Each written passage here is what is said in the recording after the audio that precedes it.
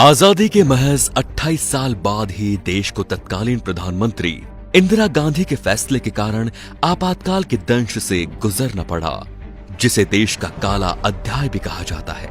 25-26 जून की रात को आपातकाल के आदेश पर राष्ट्रपति फखरुद्दीन अली अहमद के दस्तखत के साथ देश में आपातकाल लागू हो गया। अगली सुबह समूचे देश ने रेडियो पर इंदिरा गांधी की आवाज में संदेश सुना कि भाइयों और बहनों, राष्ट्रपति जी ने आपातकाल की घोषणा की है, लेकिन इससे सामान्य लोगों को डरने की जरूरत नहीं है।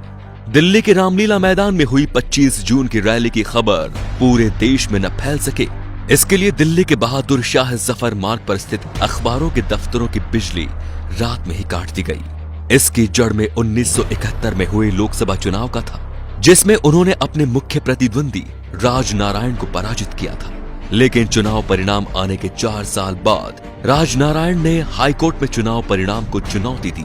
12 जून 1975 को इलाहाबाद उच्च न्यायालय के न्यायाधीश जगमोहन लाल सिन्हा ने इंदिरा गांधी का चुनाव निरस्त कर उन पर 6 साल तक चुनाव न लड़ने का प्रतिबंध लगा दिया और श्रीमती गांधी के चिर प्रतिद्वंदी राजनारायण सिंह को चुनाव में विजय घोषित कर दिया।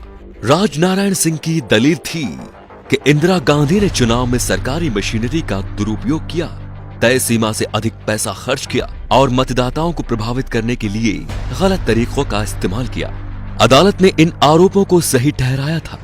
इसके बावजूद श्रीमती गांधी ने इस्तीफा देने से इनकार कर दिया। इंदिरा गांधी ने अदालत के इस निर्णय को मानने से इनकार करते हुए सर्वोच्च न्यायालय में अपील करने की घोषणा की और 26 जून को आपातकाल लागू करने की घोषणा कर दी।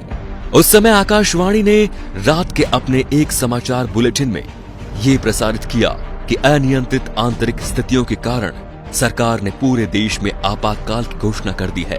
इस दौरान जनता के सभी मौलिक अधिकारों को स्थगित कर दिया गया है। सरकार विरोधी भाषणों और किसी भी प्रकार के प्रदर्शन पर पूर्ण प्रतिबंध लगा दिया गया है।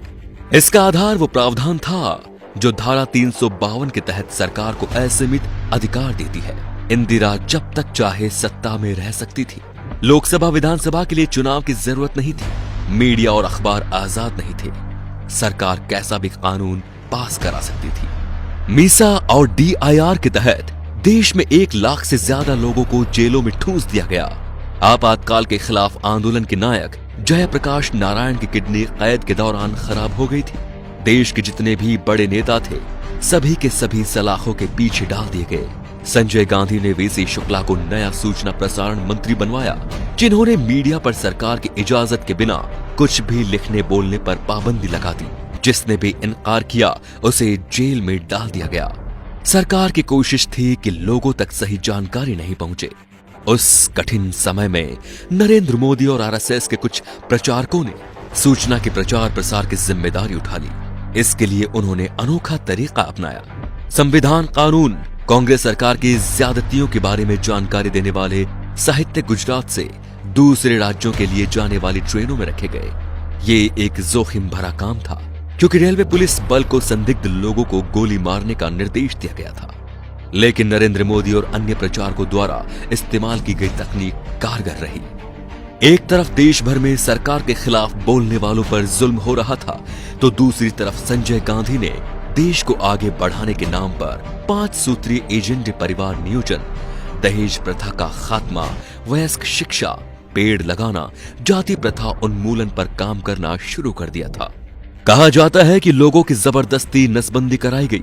19 महीने के दौरान देश भर में करीब 83 लाख लोगों की जबरदस्ती नसबंदी करा दी गई। कहा तो ये भी जाता है कि पुलिस बल गांव के गांव घेर लेते थे और पुरुषों को पकड़कर उनकी नसबंदी करा दी जाती थी।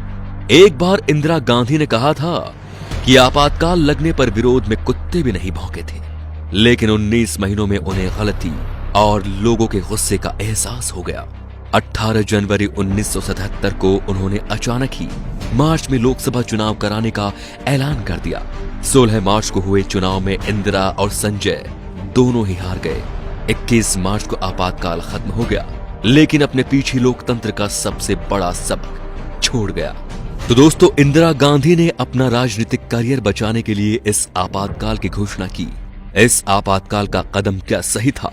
क्या लोकतंत्र का चौथा स्तंभ कहे जाने वाली मीडिया को जेल में डालना सही था? इन सारे सवालों को लेके आपकी क्या राय है कमेंट बॉक्स में जरूर बताएं। हमें आपका इंतजार रहेगा।